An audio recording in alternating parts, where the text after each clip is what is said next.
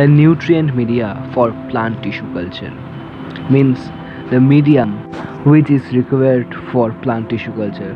If you want to know about the nutrient media of plant tissue culture, then watch the video till the end.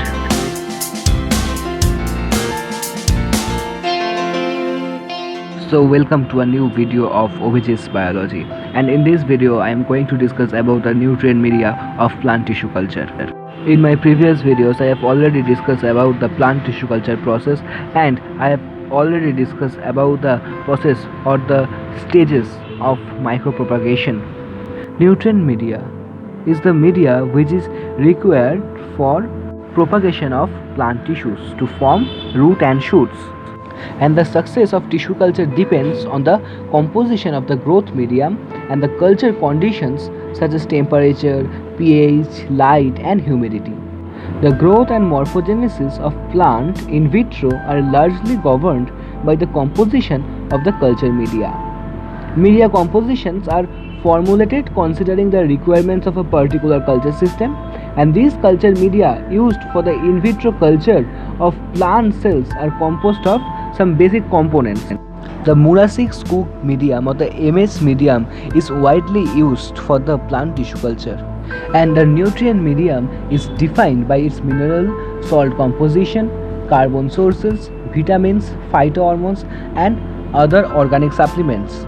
So first of all, let's discuss about the inorganic nutrients. The mineral elements play a very important role in the growth of the culture.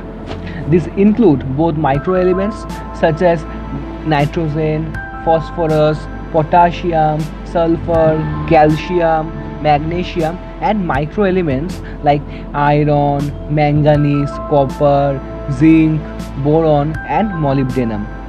According to International Association of Plant Physiology, plant growth requires more than 0.5 millimole per liter of macroelements and less than 0.5 millimole per liter of microelements. Now let's discuss the major functions of some of these elements.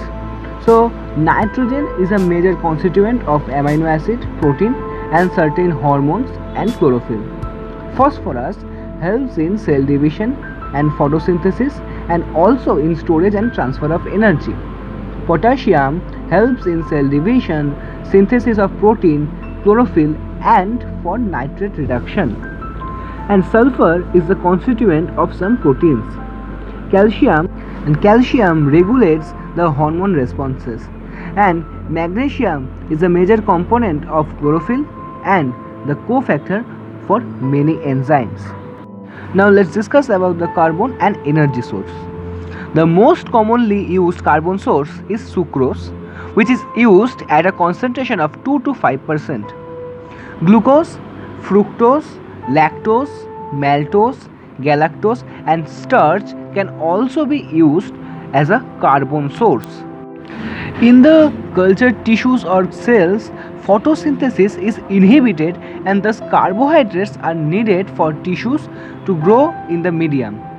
The sucrose in the medium is rapidly converted into glucose and fructose. Glucose is then utilized first, followed by fructose. This carbon source helps in differentiation of xylem and phloem in culture cells. It also helps in maintaining the osmotic balance of media.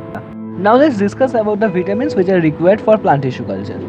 Normal plants synthesize the vitamins required for growth and development, but plant cells in culture have an absolute requirement for vitamin B1, vitamin B and vitamin B6. And some other vitamins which are also used in plant tissue culture are pantothenic acid, vitamin C, vitamin D and vitamin E. Now let's discuss about the required amino acids. Some amino acids such as glycine, cysteine, arginine plays a vital role in growth of plant tissue culture. And some other organic supplements are also used in plant tissue culture medium to further enhance the growth of certain calli and organs. And some supplements like coconut milk, casein hydrolysate, corn milk, malt extract, tomato and orange juice and yeast extract are added in a minimal amount. And now let's discuss about the growth regulators or the growth hormones which are required for plant tissue culture, and they are mainly auxin, cytokinin, gibberellin, ethylene and abscisic acid. So first of all, why we require growth hormones? These growth hormone or growth regulators are organic compounds which promote the growth and development of tissue and organs. They are required in very low concentrations. Now let's discuss about the auxin.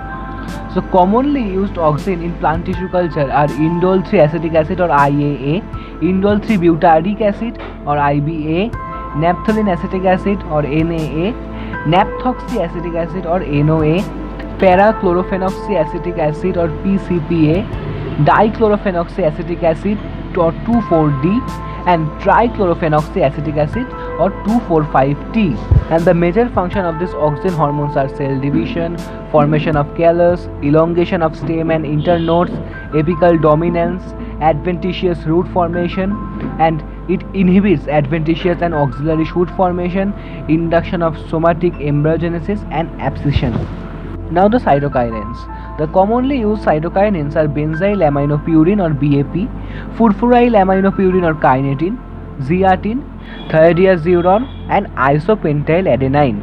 And the major functions played by cytokinins are adventitious shoot formation, cell division and growth, callus formation, axillary shoot formation by decreasing apical dominance and inhibition of root formation. Now gibberellins. The commonly used gibberellin is GA3.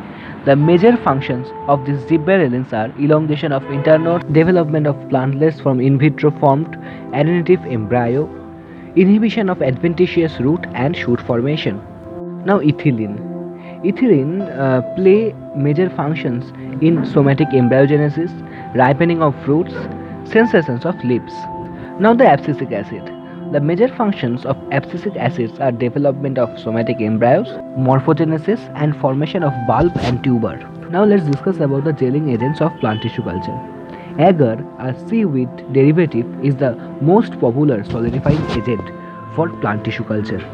And besides agar, alginate, gellrite, agar gel, gelatin are used as the gelling agent.